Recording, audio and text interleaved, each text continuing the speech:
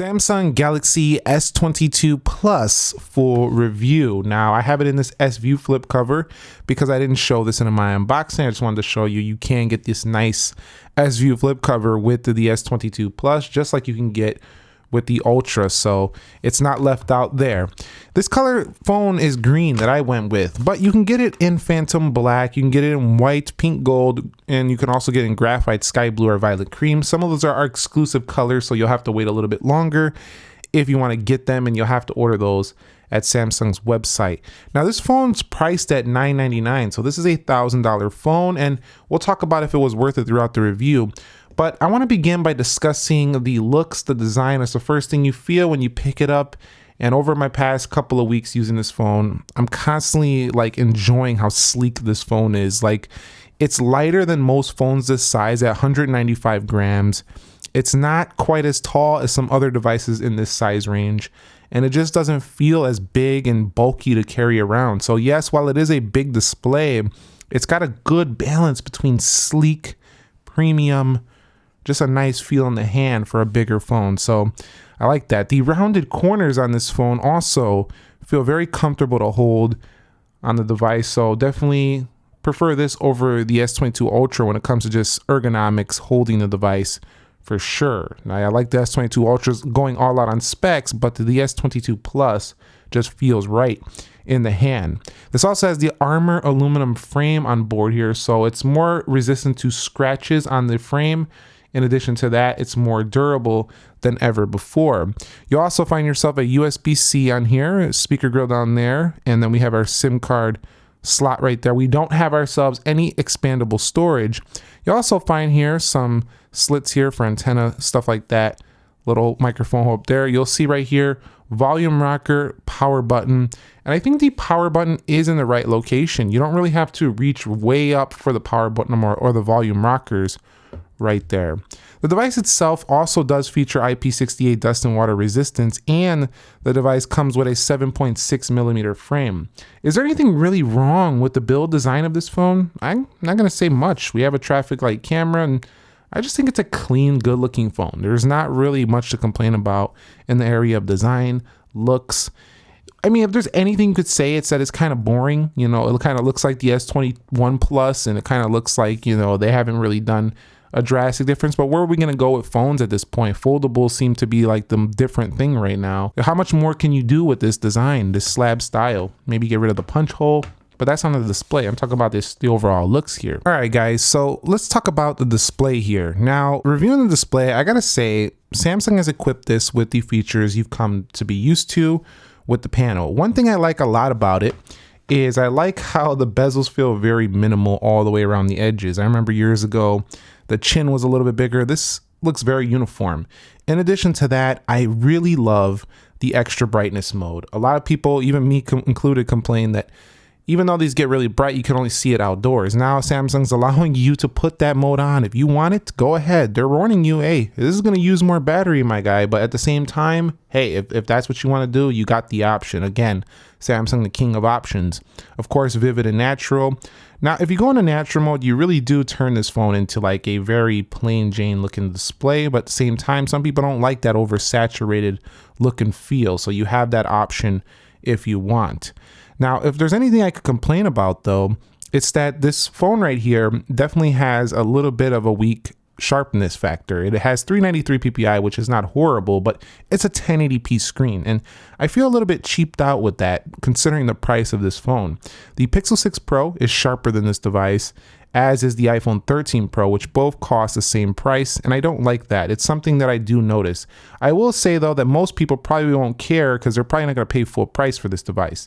Now, if we go ahead and we hit play, watching media is a joy. It's a flat screen, no content curves over the edges, just a pure flat screen experience, and a very small punch hole up here. I think this eventually will be gone in the future, but for now, it's there. And you can see it looks just fine.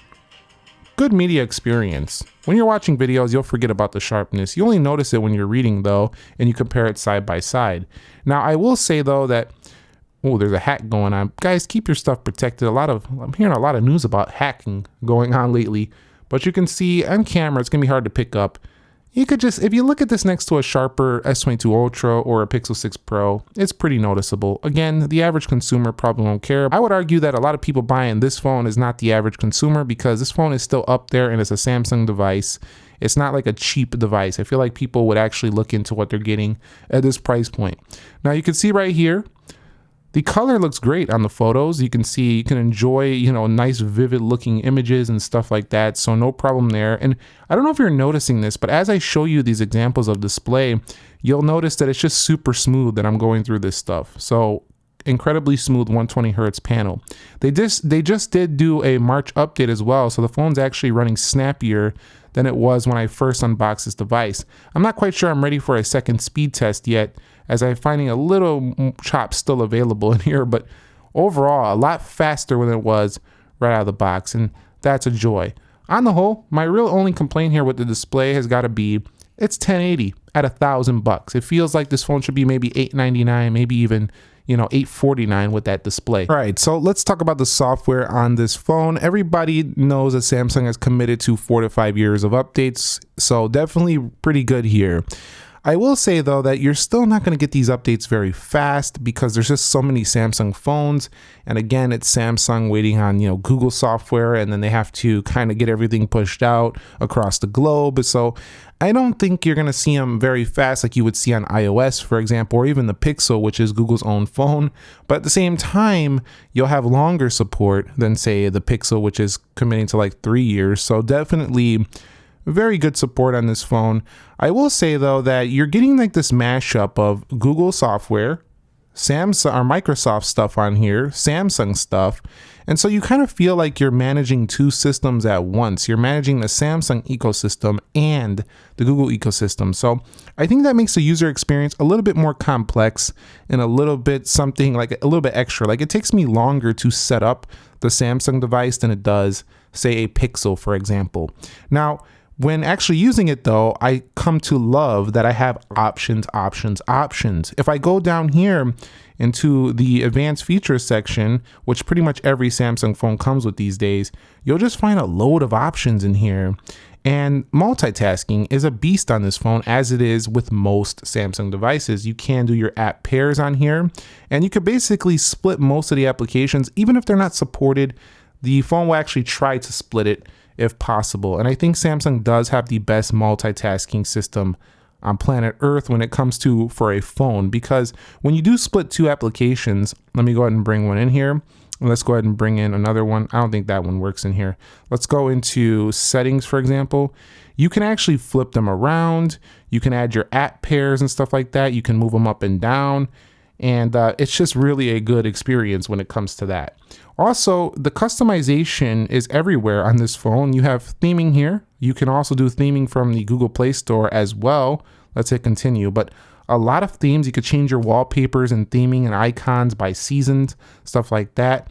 And then you have the wallpapers and styles, which is improved in Android 12. So very nice. And then if you want, you can go customize some more from the Google Play Store. There's a lot going on. But again, with the Google Assistant right here down at the bottom, and then if you hold down on the side, you'll get Bixby. It's just like two experiences in one. So that's the only thing I would say that kind of gets a little bit annoying sometimes. So it feels like a 50-50 experience, and that's not a bad thing. You'll see it right here too. If we go over here to, they're giving you the option between the Google Discover or the Samsung Free. So it kind of feels like this phone doesn't know if it wants to be fully Samsung or fully Google. But at the same time, I think I know Samsung's objective here, and that's to give you, a fully optioned out phone, whether you want to use all their services or Google services. It's kind of a mashup of both worlds, and I kind of really do actually like that, because then I get the best of Samsung and Google. But this is not going to be for everybody. People who want it more simple, they just want one system. This might take a little bit more time to learn. But at the same time, your features are everywhere, man. Like, there's so many of them. And one of my favorites has been the secure folder. DeX, which you can just plug into a computer. In addition to that, I really like this Android 12 extra dim mode, which really dims the screen down very easily, and you don't got to go hunting around for that feature like you would on an iPhone. And accessibility, you can just find it right there easily and just dim that display at nighttime. So very good feature on that front. When it comes to storage, I have the maxed out 256 gig model. That's maxed out. There's no expandable memory on here. Yes, you can transfer very fast through that OTG, but at the same time, you know, 256 gigs is where you're maxing out. This phone doesn't give you the option of a 1 terabyte of 512. So if you really love this phone and you wanted more storage, you're kind of out of luck on this one. And I think Samsung drops the ball here because you could have got a S20 Plus a couple years ago with expandable memory. And now this is kind of like they're basically saying this is not our top end option. You want our top end stuff, you go to the S22 Ultra. That's kind of how I feel about it when it comes to the storage. This phone performance was good, but not excellent. But a few days ago, when I got the March security patch, which also brought performance and bug fixes, I'm finding this to perform excellent these days after that. So definitely very good performance. I'm enjoying the 120 hertz display as always, and I always leave it on because what's the point in having a $1,000 phone when you can't enjoy that gorgeous display? So overall performance is strong. I will say though that animations can use some work. Sometimes you'll see a little hang here and there, not like a long one, just like a little, animations could be a little bit smoother. They're still really nice though. Not gonna kid with you on that one. I don't really have much to complain about. I will say sometimes some things will lock up like slightly and you'll see a little jitter here and there, but it's pretty rare.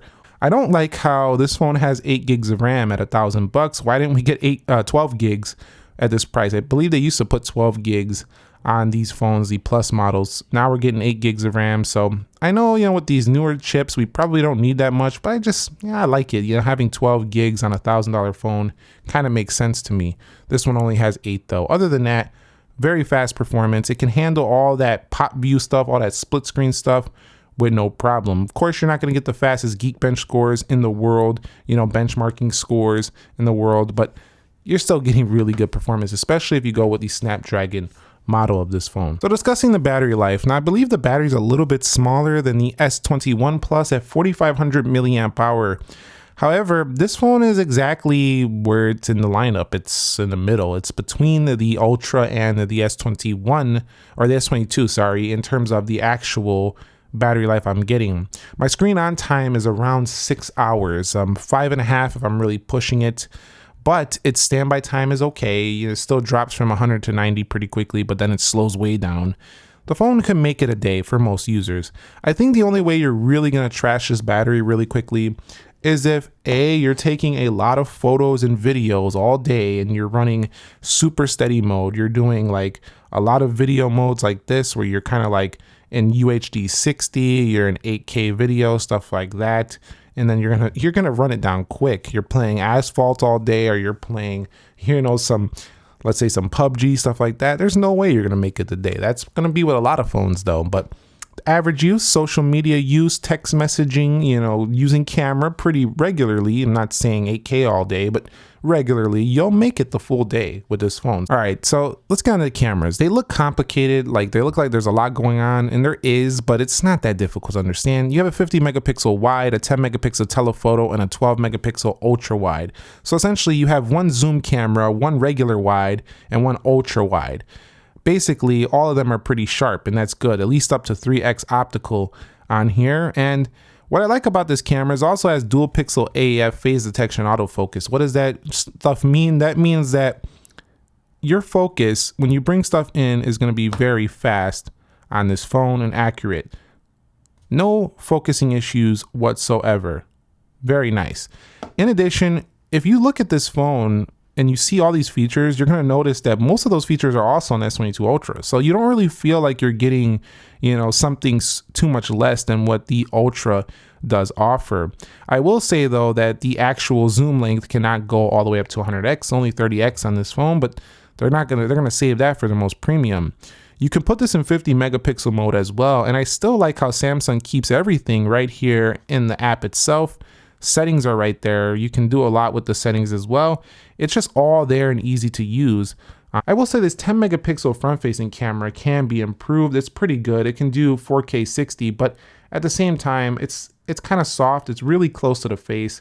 And I think it could be, this is not just Samsung. This is a lot of phone manufacturers. They put more efforts in the back camera. It's time to start putting efforts in the front facing camera for those who like to vlog and they don't have a cameraman with them. I like that you have super steady, but you're getting super steady even on phones like the Galaxy A53, so it's not super special. Overall, it's a good, solid camera setup, not really leaving you without anything you wouldn't need. You're getting an ultra wide, you're getting a regular wide, and a telephoto zoom camera. There's everything you would need in a camera phone here. Check out the samples and let me know your thoughts if this is the one for you.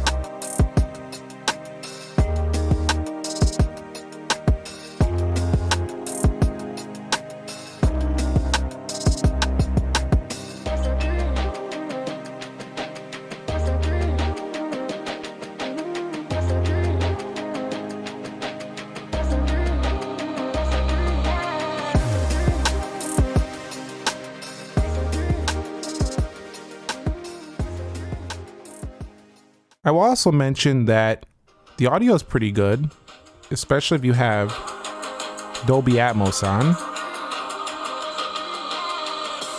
Just sounds so much better.